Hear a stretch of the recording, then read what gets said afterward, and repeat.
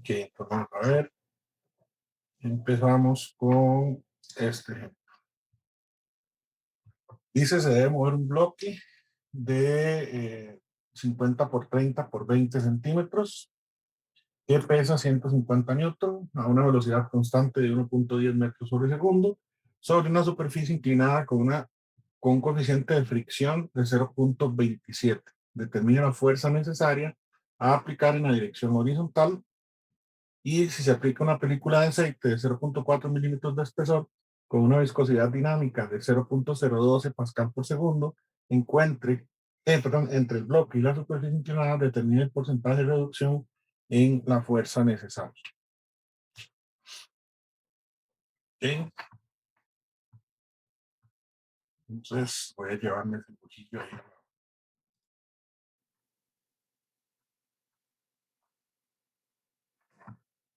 Pues, ¿cómo se resolvía este tipo de ejercicios?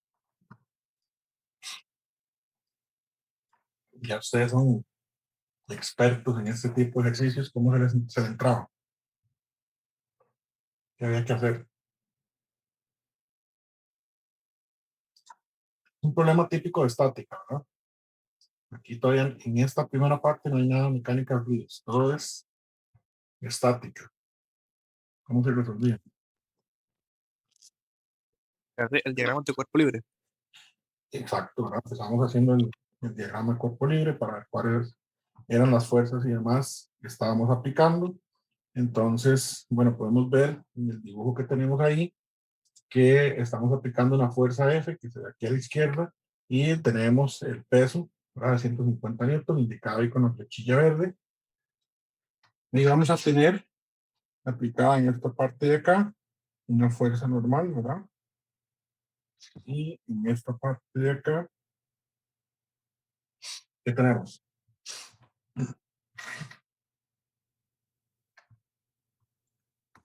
La fricción. Fuerza fricción, ¿verdad? Ok, entonces ya ahí resolvimos el diagrama del cuerpo libre. Lo primero que tenemos que hacer, bueno, lo segundo, pero lo primero es el diagrama del cuerpo libre, es asumir que la superficie inclinada va a ser plana a lo largo de todo el plano. ¿Qué quiere decir eso?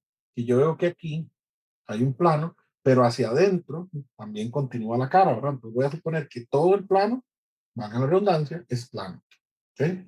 Que no hay irregularidades en la superficie, ¿ok? Entonces vamos a ver parte, la parte A, ¿ok? Para la parte A, vamos a decir que la velocidad es constante, ¿no? Que es lo que nos dicen a nosotros en el enunciado. Dice a una velocidad constante de 1.10 metros por segundo. Entonces, al ser la velocidad constante, su aceleración y fuerza neta la vamos a asumir como cero. ¿Okay? Pero ahora vamos a hacer la suma de fuerzas para poder encontrar las componentes que tengo en el plano. Entonces, lo primero es hacer suma de fuerzas en X igual a cero. Entonces, en X tenemos esa fuerza 1, que es esto de aquí, llamemos la F1, menos la fuerza de fricción por el coseno de 20 grados, que es el ángulo que tenemos en este plano de acá, menos la fuerza normal por el seno de 20 grados, y eso es igual a 0. ¿Okay? Entonces, de aquí tenemos dos incógnitas, ¿verdad? Que sería la fuerza de fricción y la fuerza normal. Entonces, todavía no podemos, bueno, ahí nos falta el peso, no, eso no, eso es en la que sí. Vamos con suma de fuerzas en Y igual a cero. O sea, ahí vamos a tener la fuerza normal por el coseno de 20 menos la fuerza de fricción por el seno de 20 y ahora sí menos el peso igual a cero.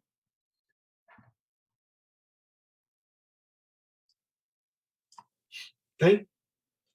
Esas son las fuerzas que tenemos por ahí.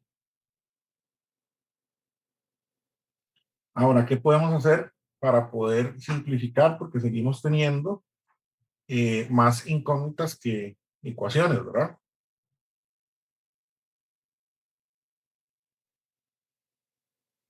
¿Cómo hacemos para simplificar? Ahí podríamos decir que la fuerza de fricción es igual al coeficiente de fricción por la fuerza normal.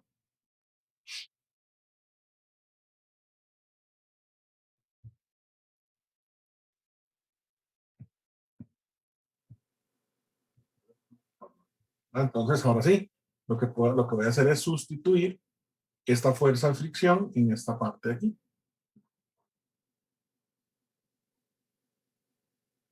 ¿Okay? Entonces voy a decir que la fuerza normal por el coseno de 20 menos el factor de fricción por la fuerza normal por el seno de 20 menos W igual a 0. Entonces ahí tengo todo en términos de la fuerza normal.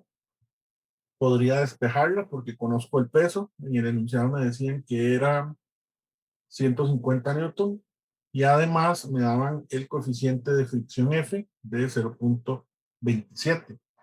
Entonces puedo decir de la fuerza normal que va a ser igual al peso entre el coseno de 20 menos el seno de 20.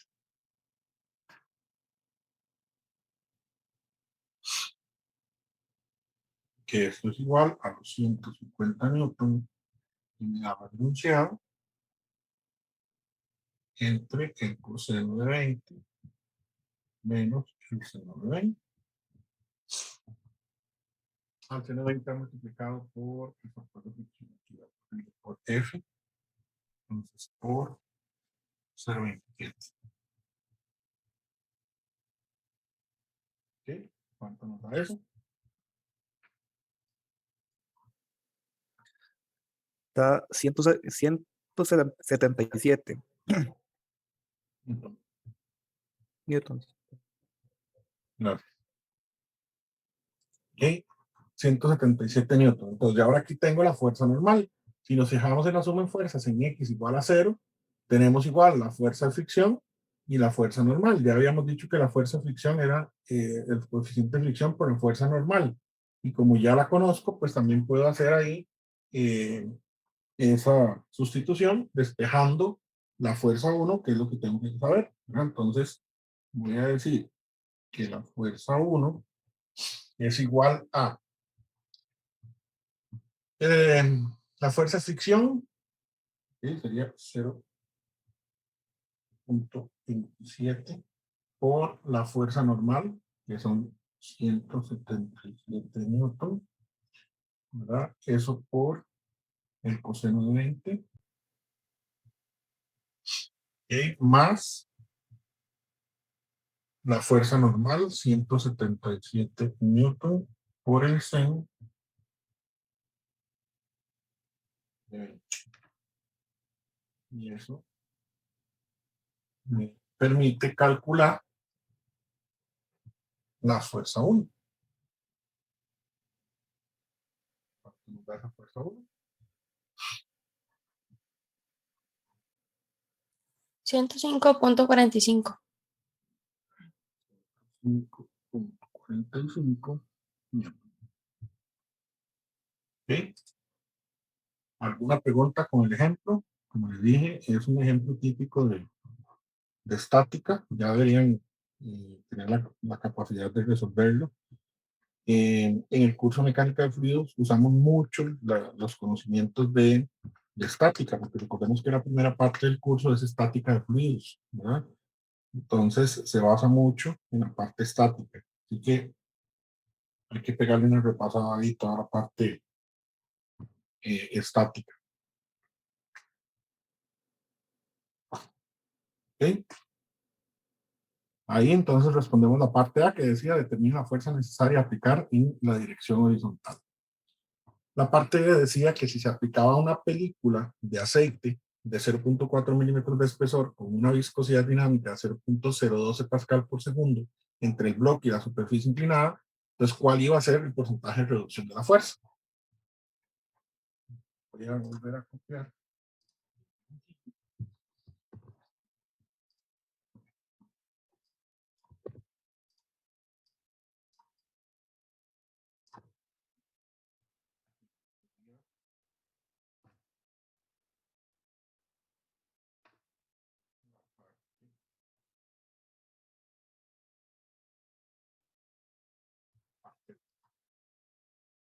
Dicen que en esta sección de acá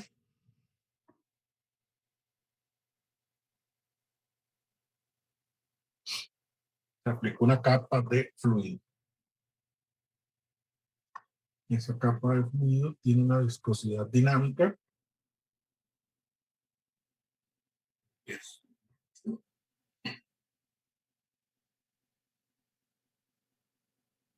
de 0.02 pascal por segundo. ¿Okay? Entonces nos dicen que cómo es ahora el porcentaje de reducción, es decir, lo que nos están diciendo es calcule cuánto es la nueva fuerza, cuánto se redujo.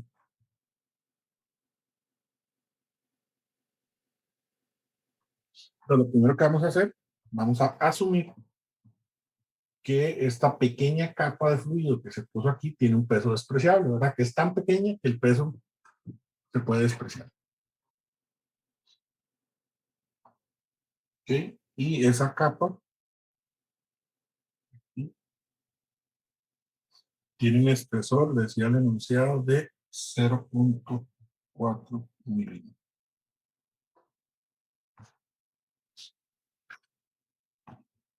Entonces vamos a hacer el diagrama de cuerpo libre. Tenemos la fuerza 2 para saber cuánto se va a reducir. Tenemos el peso por acá. ¿Okay? Ahora, ¿qué nos va a aparecer? Nos va a aparecer aquí una fuerza normal. Y aquí, ¿qué nos va a aparecer?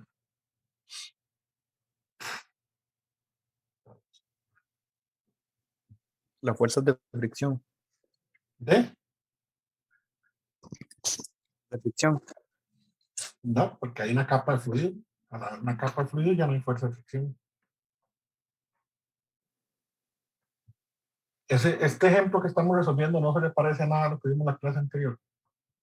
Una placa fija, una capa de fluido y un bloque móvil.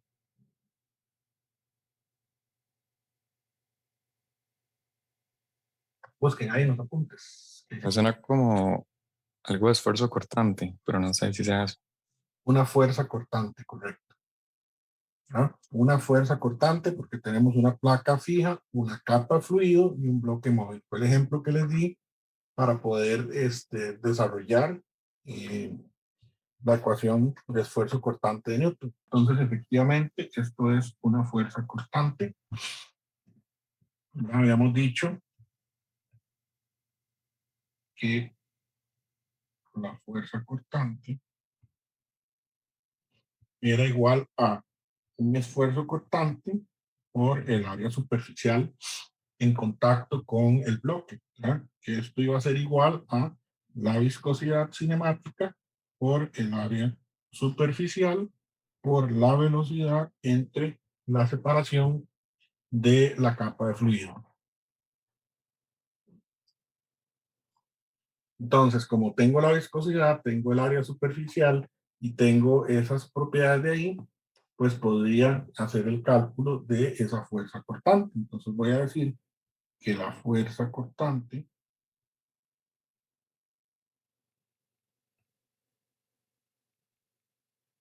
es igual a la viscosidad 0.27, no, 0.012 pascal por segundo. Y 0.012 pascal por segundo yo lo puedo escribir como 0.012 pascal, que sería Newton por metro, bueno, sería Newton por metro cuadrado, ¿verdad? Fuerza entre área. Entonces va a quedar Pascal por segundo, Newton por segundo y todo eso entre metro cuadrado. Entonces, para que tenga concordancia con las unidades. Por el área superficial. ¿Cuál sería el área superficial? Pues sería la del bloque, ¿verdad? La que está haciendo contacto con el bloque. Entonces, vean que aquí dicen que es 50 por 30 y nos decían que era 20 de profundidad, ¿verdad? Entonces, el área superficial que está en contacto con el fluido serían estos 50 de acá por los 20 que van hacia adentro. Entonces, sería 0.5 metros por 0.2 metros. ¿Verdad? Es el área que está en contacto con el bloque. Por la velocidad, nos decían que tenía una velocidad constante de 1.10 metros por segundo, 1.10 metros sobre segundo, entre la película de fluido, que nos decían que era 0.4 milímetros. ¿Verdad? Entonces, esos 4 por 10 a la menos 4 metros. ¿Ok? Entonces, ¿cuánto nos da esa fuerza cortante? 3.3. 3.3 newton. 3.3 newton. Ya sabemos cuál sería la fuerza cortante, que es el equivalente a la fuerza fricción en los sólidos, ¿verdad? Entonces ahora tenemos que hacer lo mismo que hicimos en el ejemplo anterior, hacer suma de fuerzas en X y Y para poder calcular cuál sería el balance que tenemos. Y como habíamos dicho que la fuerza de fricción es, digamos que, similar a la fuerza cortante, entonces vamos a decir que la suma de fuerzas en X igual a 0, lo que tendríamos sería la fuerza 2 menos la fuerza 2 menos la fuerza cortante por el coseno de 20 menos la fuerza normal por el seno de 20. Y eso igualado a 0. Y luego hacemos suma de fuerzas en Y igual a 0. Y vamos a decir que sería la fuerza normal por el coseno de 20 grados menos la fuerza cortante por el seno de 20 grados menos el peso igual a 0. ¿Okay? Entonces, de la suma de fuerzas en Y, ya tengo aquí quién es la fuerza cortante, que es 3.33. Conozco quién es el peso, que me han dicho que eran 150 newton, y el único que no conozco es la fuerza normal, ¿verdad? Entonces, de esta ecuación voy a despejar que la fuerza normal va a ser igual a 3.3 newton por el seno de 20 más 150 newton, que es el peso, eso dividido entre el coseno de 20. ¿Ok? ¿Cuánto nos da la fuerza normal? 160,8 newton. 160,8 newton. Entonces, ¿ahora qué tenemos que hacer? Irnos a calcular la fuerza 2, ¿verdad? De la suma de fuerzas en X, ya tengo quién es la fuerza cortante, que es 3.33, ya tengo la fuerza normal que lo acabo de calcular y lo único que no conozco es la fuerza 2. Entonces, voy a decir que la fuerza 2 va a ser igual a 3.3 newton por el coseno de 20 grados más 160.8 newton por el seno de 20 grados. ¿Cuánto nos da esa fuerza 2? 58.1, profe. 58 newton.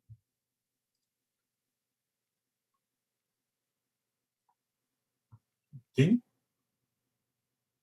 Ya tengo la fuerza, pero no me estaban preguntando la fuerza, ¿verdad? Aquí me estaban preguntando el porcentaje de reducción. Entonces, el porcentaje de reducción es igual a la primera fuerza que calculamos, 105, 45 newton menos la que acabamos de calcular, 58,1 newton entre la que calculamos al inicio por 100%. ¿Ok? ¿Cuánto nos da ese porcentaje? 4.9. ¿Perdón? 44.9. 44,9%. Ese es el porcentaje que se redujo la fuerza que tengo que aplicar para mover el bloque cuando tengo esa capa de fluido entre la superficie y el bloque. Entonces, ¿para qué nos sirve a nosotros este tipo de ejercicios? Precisamente para eso. Para ver qué fuerza tengo que aplicarle yo a un cuerpo, si lo tengo con una capa de fluido o si lo tengo solamente entre sólido y sólido. ¿Alguna pregunta? ¿Todo bien? No, profe, todo claro. Ok, excelente.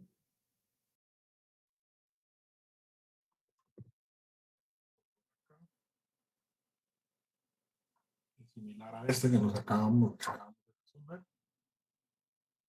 Solo que ahora este tiene, bueno, igual tiene una velocidad. ¿Sí? Tenemos ahí las condiciones, ¿verdad? Y lo que tenemos que calcular sería esa velocidad a la que se estaría moviendo el elemento. Entonces, vamos a hacer el diagrama de cuerpo libre. Según el dibujillo, ¿cómo está? ¿verdad? Para abajo tengo la velocidad. Entonces, partimos de que aquí ya voy a tener peso. Me están diciendo que es de 10 kilogramos.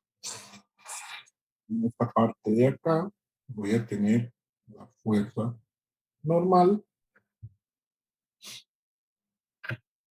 Y como tengo un bloque y una capa de fluido, ¿verdad? Que es exageradamente este cuadrillo acá en celeste, en negro es la superficie fija. ¿Ok? ¿Cuánto sería, para dónde iría el esfuerzo cortante? Dirección contraria a la velocidad. Iría contrario a la velocidad, ¿verdad? Iría hacia acá. ¿Ok? Esta sería la fuerza cortante. ¿Ok?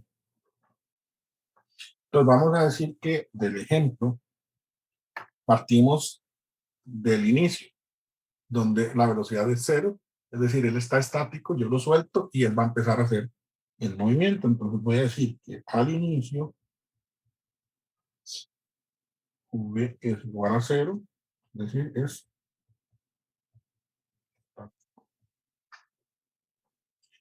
entonces eso me permite hacer la suma de fuerzas en X igual a cero. Entonces si yo hago suma de fuerzas igual a cero, en X igual a cero, vean que tengo el peso y la fuerza constante nada más. Entonces sería el peso por el sen de 20 grados y eso va a ser igual, ¿verdad? O menos la fuerza cortante igual a cero, entonces lo paso al otro lado, ¿no? Sería la fuerza cortante, ¿ok?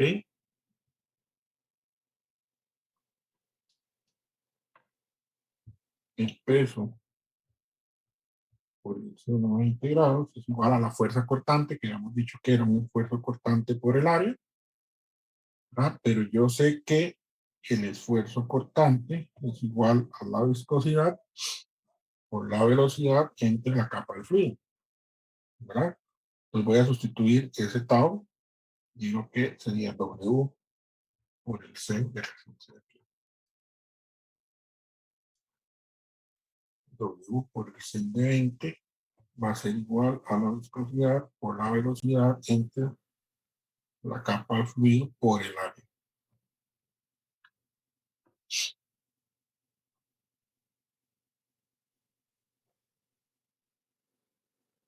¿Sí? Y ya sé que el peso es igual a la masa por la gravedad, ¿verdad? Porque me están diciendo que la masa es de 10 kilogramos. Entonces igual sustituyo esto aquí arriba, ¿ok? Y de toda la ecuación que tengo, vean que La única incógnita que tengo es esta velocidad, que es ya la velocidad de movimiento del bloque. Entonces voy a decir que esa capa, perdón, que esa velocidad la despejo, entonces me quedaría que la velocidad sería igual a, vamos a ver aquí, sería L por la masa, por la gravedad, por el sin de 20, entre la viscosidad por el otro. La velocidad va a ser igual a la longitud o la separación de la capa, que es 0.1 milímetro, 0.1, 10 a la menos 3 metros, por 10 kilogramos, por 9,81 metros sobre segundo cuadrado, por el 120.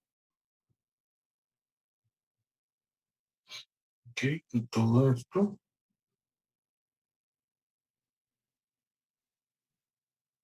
dividido por la viscosidad, que aquí no me estaban dando, creo.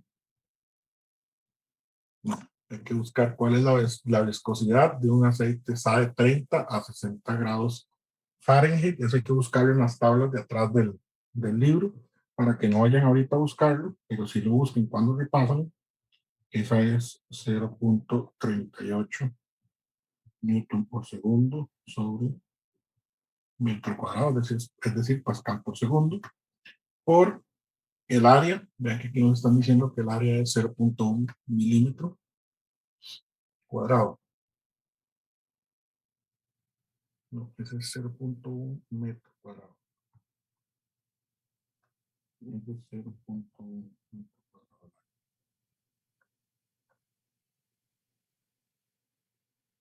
¿Ok? Entonces, ¿cuánto nos da la velocidad? 8.83 por 10 a la menos 3. 8.83 por 10 a la menos 3 metros sobre segundo. ¿Ok? Entonces vean que con esas condiciones, esa es la velocidad que tomaría el bloque. Profe, a mí me dio 8.83 por 10 a la menos 2. 8.83. Por 10 a la menos 2. Ok, entonces necesitamos un desempate por ahí. A mí también me dio Bueno, 8.83 por 10 a la menos 2.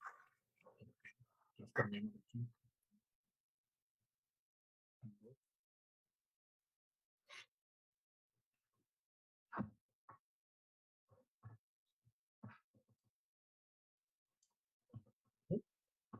¿Alguna pregunta? Y este es el ejemplo que acabamos de resolver. Vamos con este otro.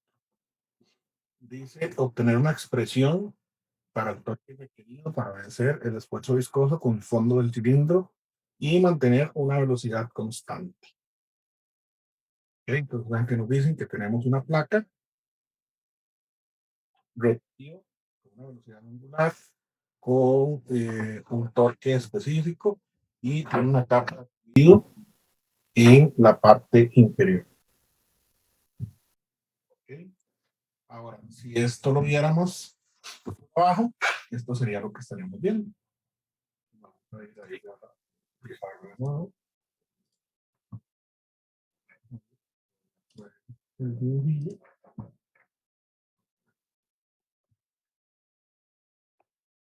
Nos vamos a concentrar en esta parte.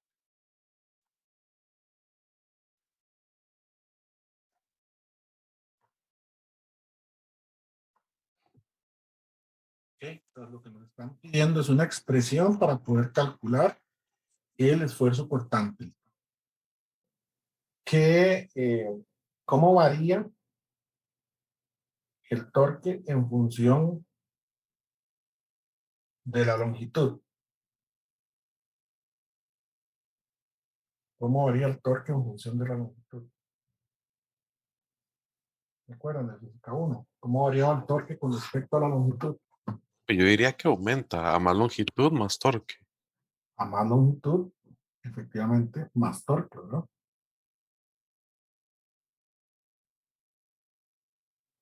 Pues eso quiere decir que en esta parte de aquí, como esto es un elemento que gira, circular que gira, entonces vamos a tener diferentes torques a lo largo de esta cara de aquí, ¿verdad? En el centro vamos a sentir un torque diferente al que sentimos en el extremo, ¿verdad? Entonces, para poder calcular cuál es el torque neto, tenemos que considerar un diferencial de torque, porque va a ir variando a lo largo de la longitud. Ok, entonces voy a considerar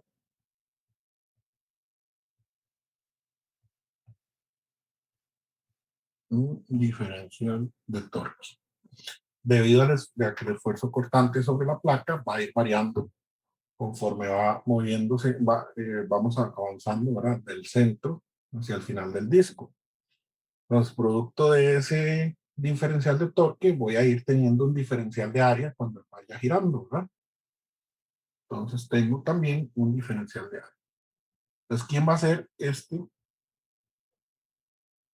diferencial de torque? Según la definición que yo tenía, era la fuerza por el área, que es lo mismo que el radio por el esfuerzo cortante por un diferencial de área.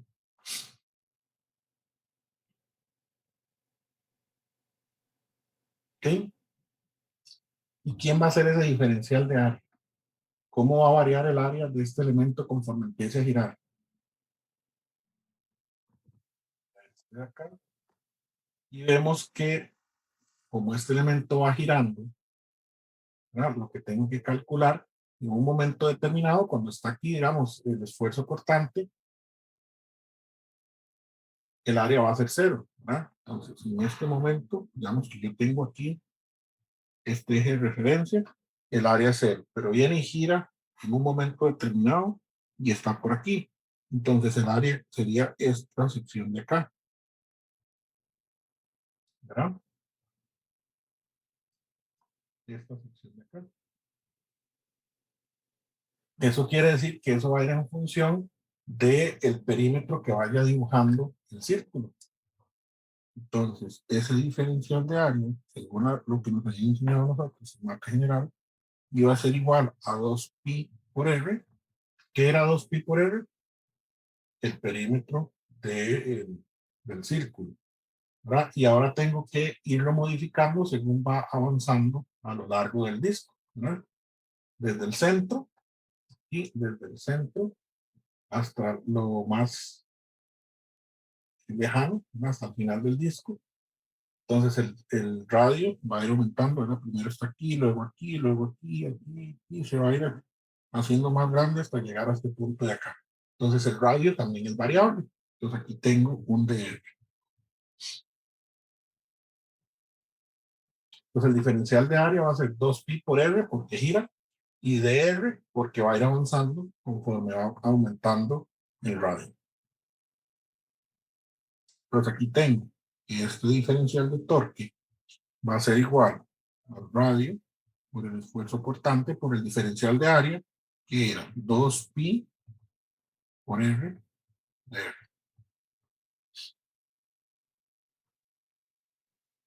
¿Ok?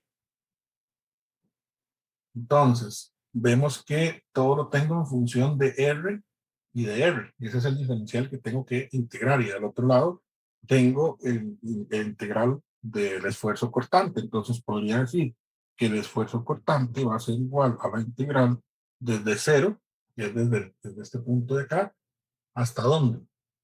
Hasta R, que es este punto de acá. Hasta R. ¿De qué?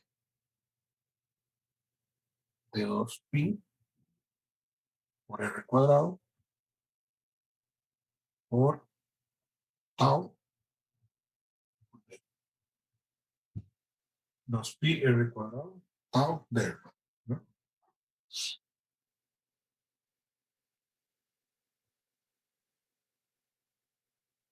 Pero de esta integral de aquí, todavía no conozco tau, ¿verdad? No conozco ni R ni tau. O sea, tengo dos incógnitas todavía en la ecuación. Entonces, lo que podemos asumir es una distribución lineal de la velocidad, que era lo mismo que vimos en la clase anterior, que era cuando teníamos una plaquilla por acá,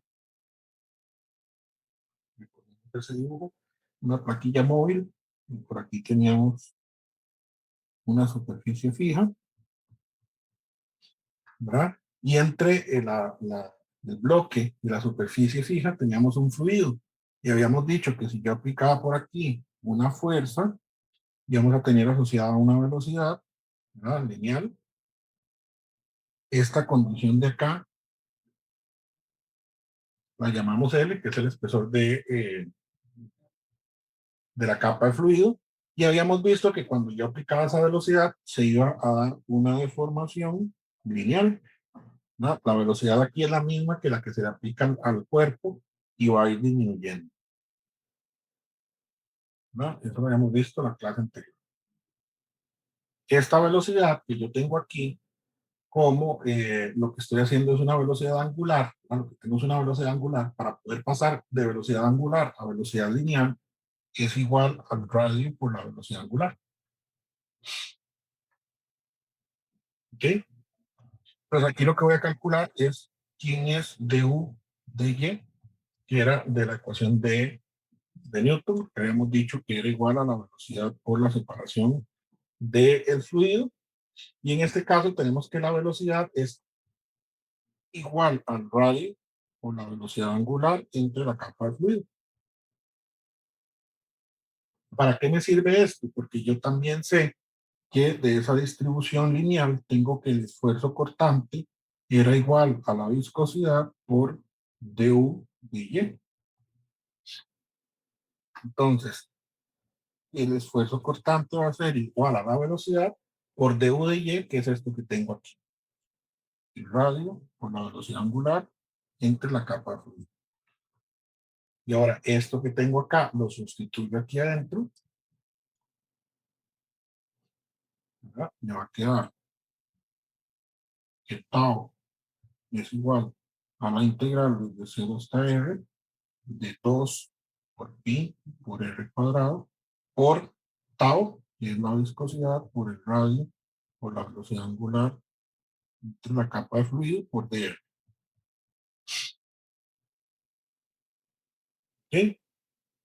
Entonces, esto es constante, constante, el radio no es constante, la viscosidad es constante, la velocidad angular es constante, la longitud es constante. Entonces, al final de cuentas, tengo que el tau es igual a 2 por pi por la viscosidad, por la velocidad angular entre L, que son constantes, por la integral de 0 a R de el radio a la 3 de R. ¿Ok? Y si integramos R a la 3 desde 0 hasta R, y aquí nos quedaría que ese esfuerzo cortante va a ser igual a 2 veces pi por la viscosidad, por la velocidad angular, entre L, que es lo que estaba afuera, constante, por lo que está en la integral, que sería R a la 4 entre 4. Entonces, esto que tenemos acá es la expresión que nos permite calcular el esfuerzo cortante para un disco bajo estas condiciones que tenemos acá. Por eso era importante repasar la ecuación de Newton para poder entender esta parte de la distribución de velocidades, que era du de y, que es el esfuerzo cortante de la viscosidad, por du de y, que se llamaba razón de deformación según la ecuación de Newton, ¿verdad? Ahora sí, si yo le doy valores a esto, esto me permite calcular cuál es el esfuerzo cortante que tenemos acá. ¿Y para qué se utilizan estos ejemplos? Porque hay un instrumento que ahora más adelante vamos a ver un video que se llama viscómetro, que lo que hace es calcular el esfuerzo cortante del fluido que está contenido en un recipiente para poder determinar la viscosidad cinemática del fluido. Para eso se utiliza este tipo de elementos. Uno lo que hace es meter un área conocido, ¿verdad? Un elemento de área conocido, calibrado, para poder determinar cuál sería ese esfuerzo cortante. Y esa área es variable. Yo puedo cambiarle los cabezales al instrumento. Vamos con otro ejemplo.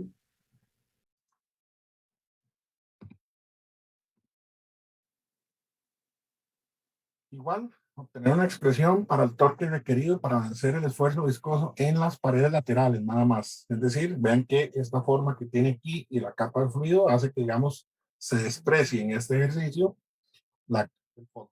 ¿Sí? Solo las partes laterales nos están pidiendo. Y mantener igual una velocidad constante. ¿Sí? En el ejemplo anterior lo hicimos para calcular el esfuerzo cortante en el fondo. Ahora, en este otro lo vamos a hacer para calcular el esfuerzo cortante.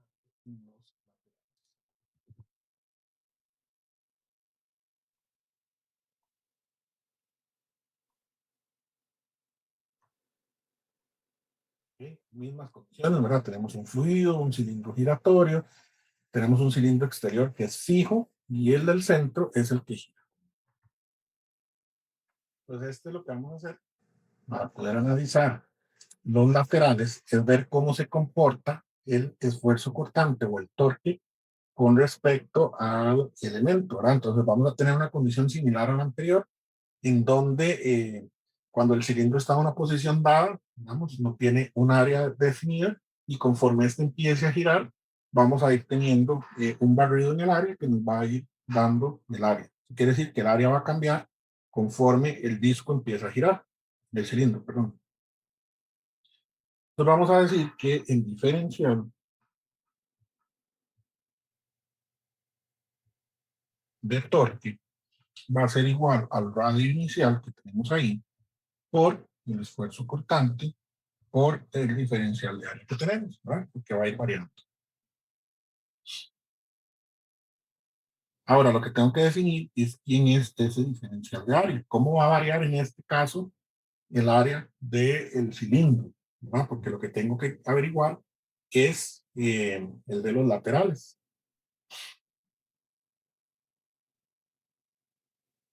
Pues en este caso, el diferencial de área va a ir variando, como este no es en el fondo, ¿verdad? Y no tengo la influencia del radio, como va aumentando, ¿verdad? No tengo la influencia del radio, sino que lo que tengo es solo esta cara de acá.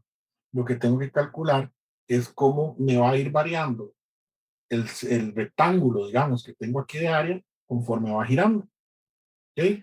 Entonces, lo que tengo que hacer es como calcular el área de ese rectángulo, que sería de largo, sería R, y de alto sería L, ¿verdad? Entonces, el área de ese rectángulo sería el radio inicial por L. ¿Y qué es lo que va a ser variable para que yo pueda obtener el área de todo el círculo? Vamos a tener un cambio o un diferencial de ángulo, ¿verdad? En este caso va a ir variando el ángulo. Les voy a traerme el otro dibujillo para verlo.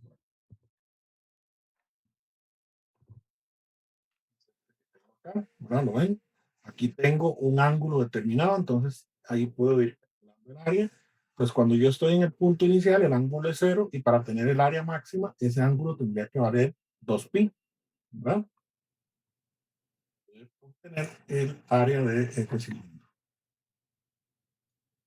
Pues como ya tengo quién es ese diferencial de área, lo voy a venir a sustituir aquí donde tengo el diferencial de torque.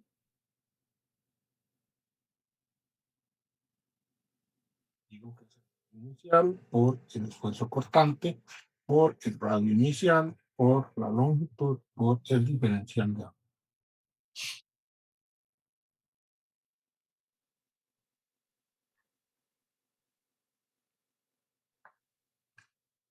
Entonces, el torque requerido para hacer girar el cilindro sería igual a, en este caso, como les estaba diciendo, el radio no es variable porque no me influye con el torque, ¿verdad? El radio es constante porque es esta cara la que estaría en contacto con el fluido, ¿verdad? Como son los laterales, es esta cara que está acá la que va a estar en contacto. Entonces, siempre el radio va a ser el mismo. Entonces, el radio es una constante, ¿verdad? Radio cuadrado, aquí tengo radio cuadrado. La longitud es la misma porque este espesor de capa de fluido es constante. El esfuerzo cortante es constante también. Y lo que me quedaría es hacer la integral desde 0 hasta 2pi, como les dije ahora, del diferencial de ángulo para poder obtener los 360 grados que giraría el cilindro, ¿verdad? Entonces tengo que el torque va a ser igual a 2pi por el radio al cuadrado, por la longitud, por el esfuerzo cortante.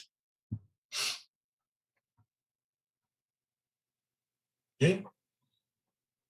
Y aquí nos quedamos un momento con ese diferencial de ángulo para ver cómo podemos hacer para calcular el diferencial de ángulo para el esfuerzo cortante. ¿Ok? Vean que esta parte de aquí es como si fuera una corona. Tengo el cilindro que es fijo y tengo el cilindro interior, ¿verdad? Aquí lo vemos. Tengo el cilindro que es fijo y el cilindro que es interior. Y esto que vemos en esta parte de acá, todo esto de acá, todo esto es fluido, ¿verdad? Todo esto es fluido. Entonces, lo que tengo que hacer es poder determinar cuál sería el esfuerzo cortante que estaría sintiendo este elemento de acá. Entonces, yo voy a decir que este esfuerzo cortante va a ser igual a la viscosidad por lo que va a sentir el fluido, ¿verdad? Que es el espesor que siente ese fluido, que sería esta capa de acá, pero no me la están dando, ¿verdad? Solo me están dando el radio interior y el radio exterior. Entonces, ¿cómo hago para calcular cuál es este espesor de la capa que tengo ahí? Pues sería el radio exterior menos el radio interior, ¿no?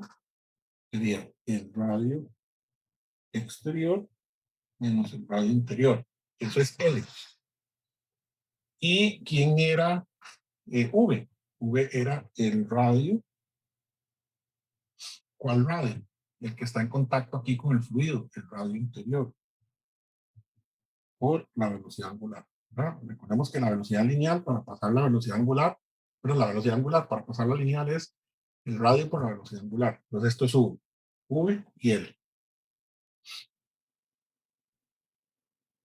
¿Ok? Entonces ahora sí, lo que voy a hacer es llevarme este esfuerzo cortante y sustituirlo en esta parte de acá. Entonces aquí tengo que el torque es igual a 2pi por L interior al cuadrado por L por tau, que es la viscosidad, por el radio interior por omega. Esto entre el radio exterior menos el radio interior. Entonces de esta integral, ¿verdad? La integral del ángulo de 0 a 2pi nos salió este 2pi. Luego no teníamos la referencia del esfuerzo cortante para los datos del problemilla, entonces para seguirlo manteniendo paramétrico lo que hacemos es calcular la relación de velocidad lineal que dice que tau es igual a la viscosidad por du de y ya sabemos que la velocidad es el radio interior por la velocidad angular entre el espesor que tenemos acá, que sería el radio exterior menos el interior. ¿No? Entonces de esta forma yo obtengo una expresión que me permite calcular el esfuerzo cortante para todo elemento cilíndrico que esté en contacto con el fluido. ¿Ok? Una pregunta con este otro. Profe, ¿qué pasa con el diferencial de ángulo? El de cita. ¿Ya lo integré? Ok. Sí, lo integré aquí. Ve que dice que es la integral de 0 a 2pi. Sí, sí. es este dos piques que adelante. Ah, ok, ok. Era después.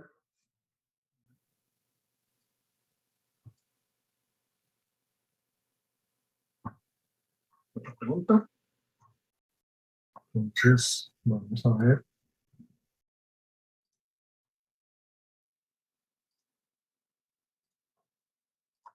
Ok, tenemos este otro ejemplo. Dice, en la figura se muestra un cojinete de pivote utilizado en el eje de un instrumento eléctrico.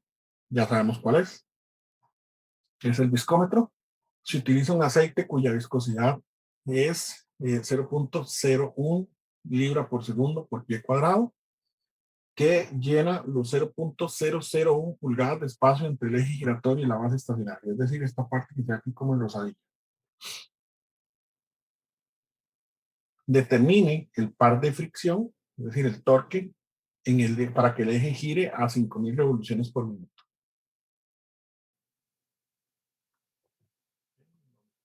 Aquí tenemos el ejemplo. Entonces, de estos problemas hay infinidad de casos, ¿verdad? No hay un caso particular, porque conforme yo vaya cambiando la forma geométrica y la forma en la que tenga el contacto del fluido con la forma geométrica, va a cambiar todo el problema, ¿verdad? Entonces, anteriormente, en el primer ejemplo, teníamos un disco que solo tenía contacto el fluido en la parte inferior, entonces al ser un disco iba a variar, ¿verdad? 360 grados, luego este otro de acá, que es igual una cara cilíndrica que tenía contacto sobre las paredes, entonces ahí va a ir cambiando el ángulo, pero este de acá es un cono que está en contacto con un fluido que tiene la misma forma cónica. Entonces eso hace que el ejemplo también sea un poco más complicado que los anteriores.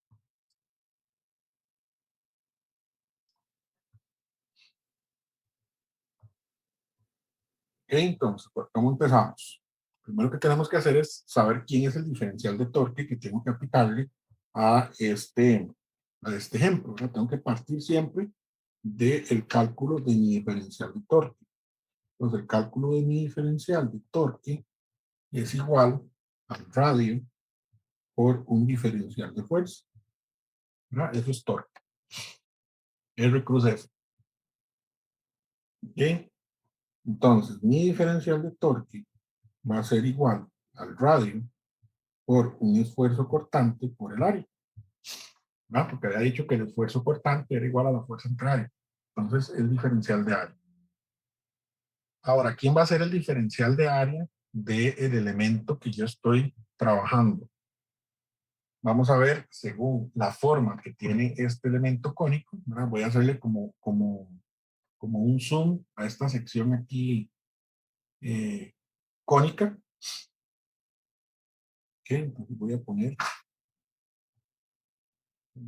referencia, que es el centro que está aquí marcado en el cono. Okay, y de ahí voy a partir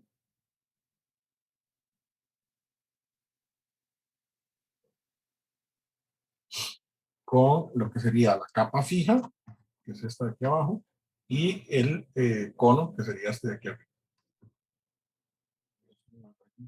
Una capa fija. Okay, y lo otro sería el cono. Entonces, este cono de acá, desde el centro, desde este eje de referencia,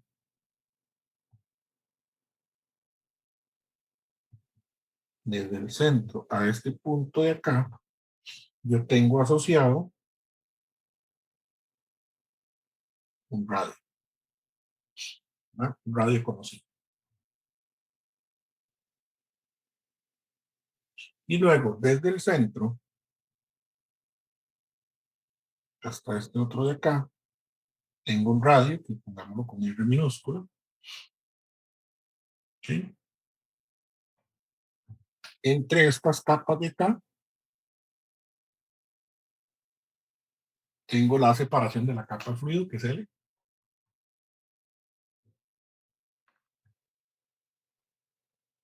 ¿Sí? Y ahora lo que tengo que ver es cómo asocio el área. el área de contacto de este cono. ¿Por qué?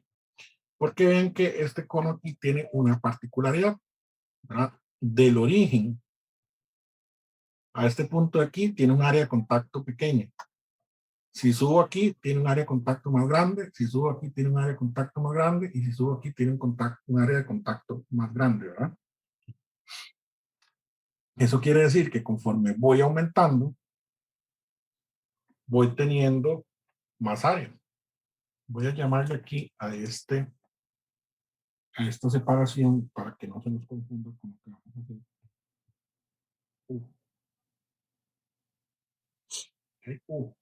Perdón, B.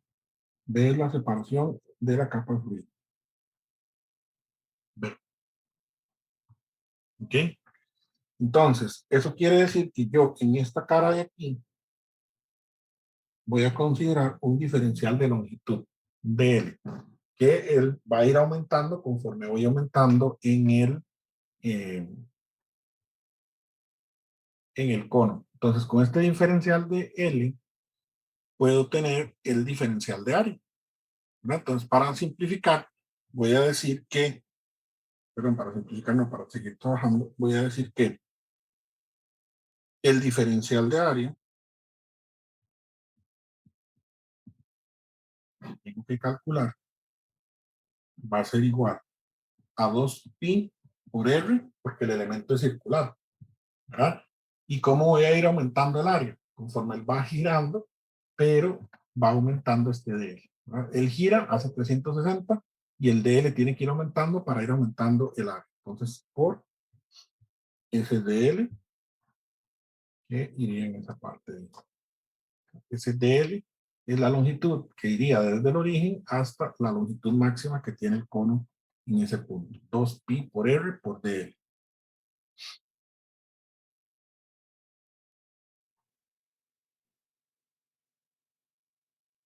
Ahora, ¿cómo puedo hacer para simplificar este DL? Lo vamos a hacer en función de este radio.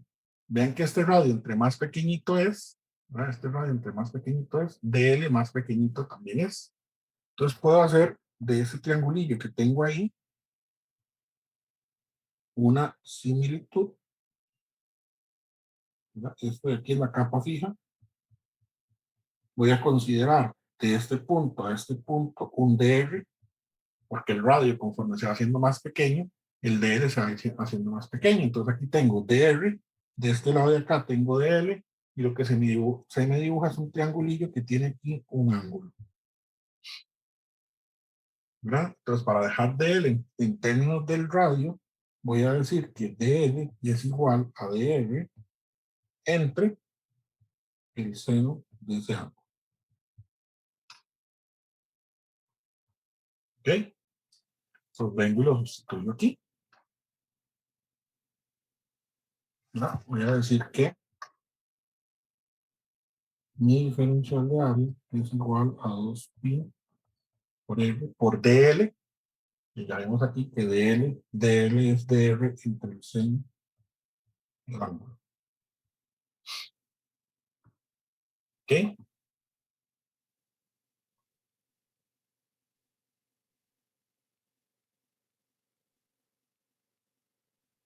Ahora, también sé que el esfuerzo cortante es igual a la viscosidad cinemática por TU sobre DY. ¿Verdad? Y habíamos dicho que eso era igual a la viscosidad por la velocidad angular por el radio entre la capa de fluido, que aquí lo estamos llamando B, para no confundirlo con el DL.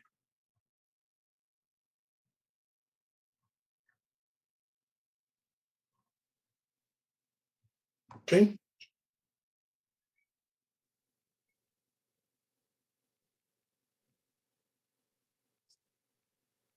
Entonces, ya puedo calcular quién sería mi diferencial de torque, que era aquí arriba, el torque por el área, ¿verdad? El torque, ¿quién es?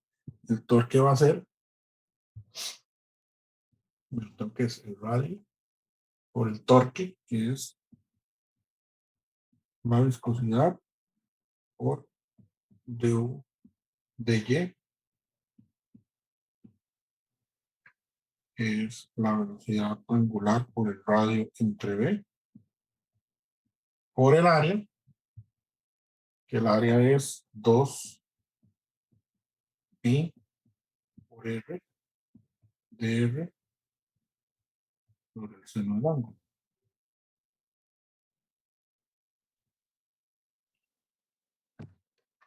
¿Ok? Entonces aquí me está quedando todo con un diferencial de radio. Entonces voy a decir que mi torque va a ser igual a 2 pi por la viscosidad por la velocidad angular entre la capa de fluido por el ángulo por el seno del ángulo por la integral de 0 hasta R mayúscula de R a la 3 de R. Entonces el diferencial de torque, bueno, el torque, perdón, va a ser igual a pi por la viscosidad por la velocidad angular entre 2 por la capa de fluido por el seno del ángulo por R a la 4.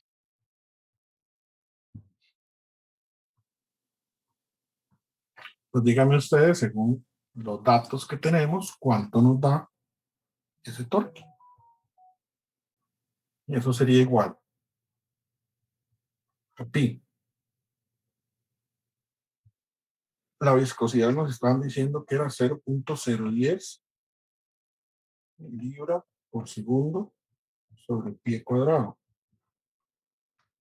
La velocidad angular son 5.000 revoluciones por minuto, que hay que pasar los radianes por segundo, que son 524 radianes por segundo,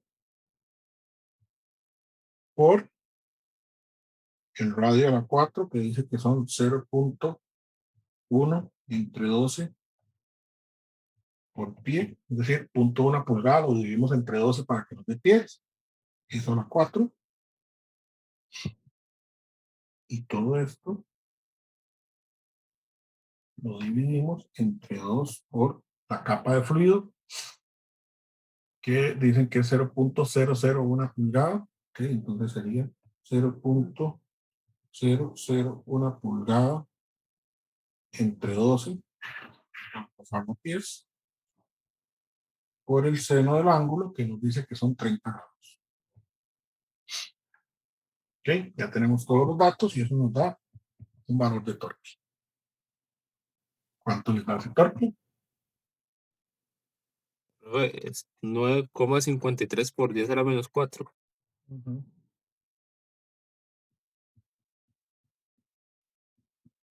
¿Qué unidades?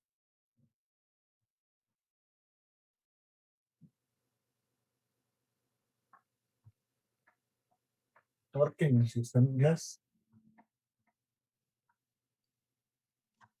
Libra sobre pie. Bueno, libra sobre pie. Y la fuerza por pie. ¿Ok? ¿Alguna pregunta con este ejemplo?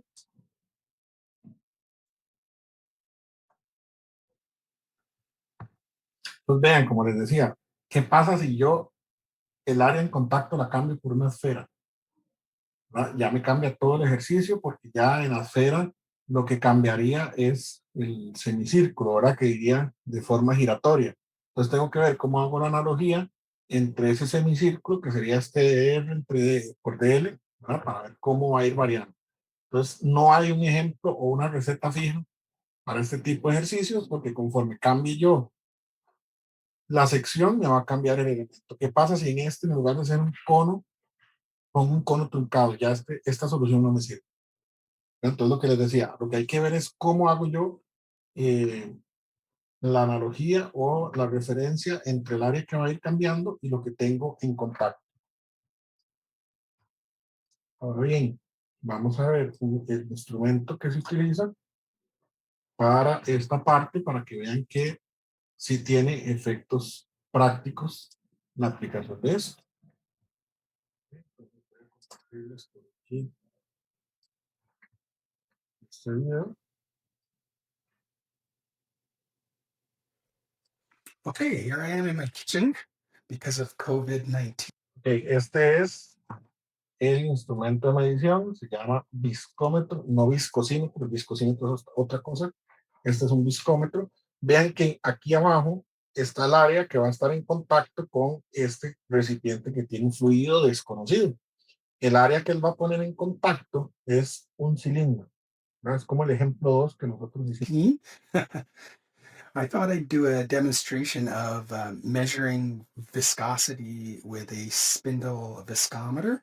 You'll get to use this instrument in lab number 1, and it's also relevant for our discussion of dynamic viscosity in chapter 1. So what I've got here is a container full of water and green dishwashing liquid. I've added some dishwashing liquid to make the fluid more viscous, and we're going to measure its viscosity. I should mention that this type of commercial viscometer is widely used in any industry where you manufacture fluids or liquids. So in the food industry, it's used for quality control of products like soups and things like that. It's used in the pharmaceutical industry and the chemical industry, and in industries where viscosity is really critical, like in paints, you'd use it to control the quality of the product. So what we have here is I've attached here a spindle on this viscometer. This is spindle number 61 that I've attached. Let me just make sure it's nice and firmly attached. Yes. And the way this instrument works is this spindle rotates in the fluid, and the instrument measures the torque required to overcome the viscous shear stress at the surface of the spindle. And Pues vean que a diferencia de lo que nosotros estamos haciendo ahorita, lo que el instrumento dice que hace es despejar la viscosidad, ¿verdad? Nosotros estamos asumiendo una viscosidad y calculábamos el torque. En este caso, el instrumento aplica un torque constante, un torque conocido, y a partir de eso y la velocidad a la que está girando, pues despejan inmediatamente de estas ecuaciones la viscosidad del fluido. for a given spindle, there's a calibration curve that relates the torque to the dynamic viscosity. Okay, so let's go ahead and lower this into the fluid. There's a little handle here. We can lower the spindle into the fluid. And there's a little, probably can't see it, but there's a little notch on the shaft that tells you where it has to be in the proper location. And then we center it. Okay, and we're ready to go. Let me just recompose the shot. Okay, the spindle's been lowered into the fluid and we're in position here. Let me show the controls here. So you've got control over the speed. This is the speed in RPM. I'm going to set it to 30 RPM. I mentioned the spindle number was 61, so you have to have that spindle number selected in the spindle catalog. And now we're ready to turn on the motor and let the spindle rotate. It flashes and it continues to flash until the measurement comes to steady state. And so we can see we have a viscosity of about 47.6 centipoise. And what this percentage number here is the percentage of the maximum torque that the instrument can measure. So right now we're using about 23.7% of that torque. And if you press the range button here, you can see that 100% torque corresponds to 200 centipoise. And according to the calibration of the instrument, the viscosity is accurate to plus or minus 1% of the full range of torque. So this measurement, 47 centipoise, is plus or minus 2 centipoise. Okay, so we can go ahead and, so we got something around 47 centipoise. We can go ahead and increase the RPM. So since we have lots of torque left over, so we will go up to 60 RPM, and we should see the torque double. So we were somewhere around 46%, which is true. And we should get more or less the same value for viscosity. Now, of course, we're shearing the fluid at a faster rate. We're shearing it at 60 RPM instead of 30 RPM. And we get the same viscosity because this fluid is Newtonian. The viscosity is independent of the rate of shear. So the fact that we get the same viscosity within the accuracy of the range, and by the way, the accuracy of this range is, of course, the full scale is 100 centipois at full torque. So that's going to be about 45 centipois plus or minus 1. And we've still got some torque available, so we can increase this to 100 RPM and make another measurement. We'll let it stabilize. So again, we're getting around 45 centipois, and the accuracy, the full scale torque would be 60 centipois. So this is plus or minus 0.6 centipois. So the viscosity of this dishwashing liquid and water mixture is about 45 centipois.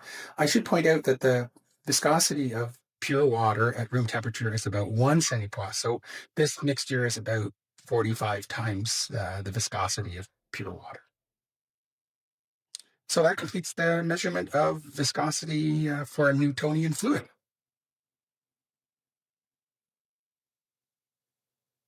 Vean aquí, nada más para terminar el video, que cambió el área conocida.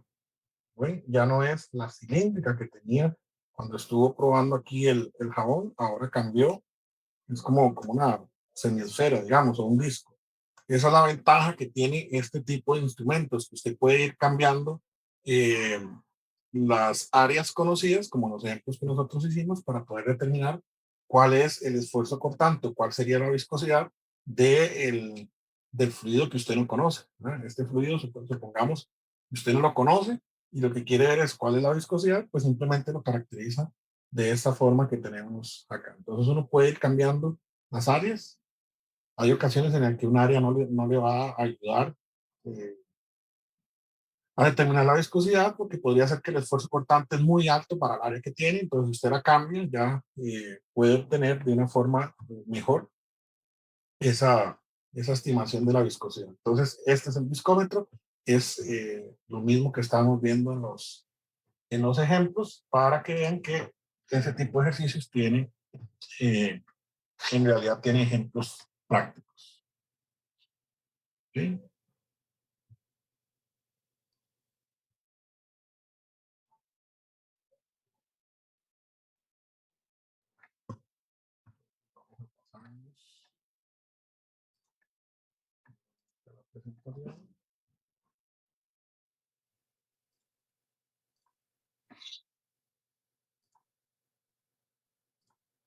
Y les va a quedar a ustedes de